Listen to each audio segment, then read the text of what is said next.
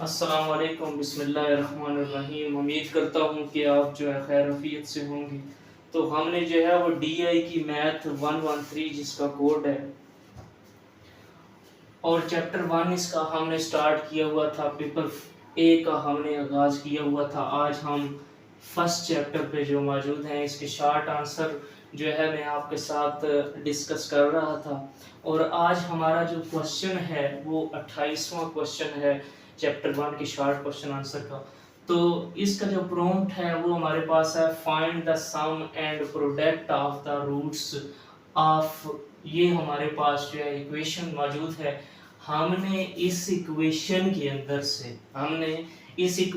अंदर से सम and product की वैल्यू को मालूम करना है। वो किस तरह मालूम करेंगे कि हमने सम और प्रोडक्ट का फार्मूला लगाना है और इसके अंदर से जो है वैल्यू को मालूम करना है, यानी कि फार्मूले के अंदर इस वैल्यू को पुट करना है। तो मैंने आपको बताया क्वेश्चन पढ़ लेने के बाद हमारा एक काम होना चाहिए, वो क्या होना चाहिए कि इस इक्वेशन की वैल्यू को अलग कर लिया जाए। तो इसमें जो है फार्मूला इसका एक लगेगा, सम का भी एक फार्मूला है, प्रोडक्ट का भी एक फार्मूला मैं आपको लिखवाऊंगा। हमने इस इक्वेशन से जो है सबसे पहले वैल्यू को निकालते हैं। तो हमने ए बी सी की जो वैल्यू है उसको मालूम करना है, उसको निकालना है।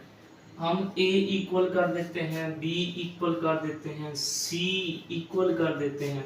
मैंने जैसे कि पहले भी बता दिया कि ए जो है, ए की जो वैल्यू है इक्वेशन के अंदर से जो सबसे पहला जो डिजिट है, सबसे पहला फर्स्ट डिजिट वो 9 है। तो इसका मतलब है कि हमारे ए की वैल्यू जो है वो 9 है। ठीक है।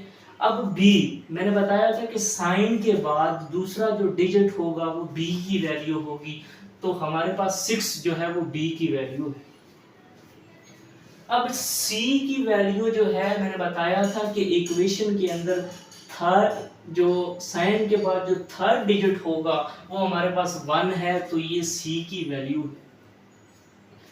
तो हमने जो है इक्वेशन से जो है वैल्यू को निकाल लिया। अब जो है हम फार्मूला आसानी के साथ लगा सकते हैं। तो सबसे पहले मैं सम का फार्मूला लगाता हूँ। तो हमारे पास जो सम का फार्मूला है, सम ऑफ रूट्स, इस तरह लिख लें आप, दरमियान में एक लाइन लगा दें। इस सवाल को हल करने के लिए सम ऑफ रूट्स लिख के दरमियान में एक लाइन लगा लें और दूसरी तरफ आप लिख दें प्रोडक्ट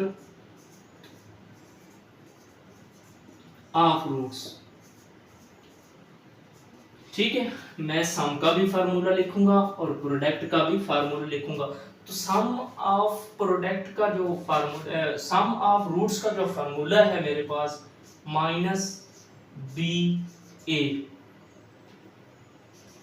माइनस बी ए। ठीक है। अब जो प्रोडक्ट का फार्मूला है हमारे पास सी बाई ए। ठीक है। इसका सम ऑफ रूट्स का फार्मूला है माइनस बी बाई ए और प्रोडक्ट का फार्मूला है हमारे पास सी बाई ए।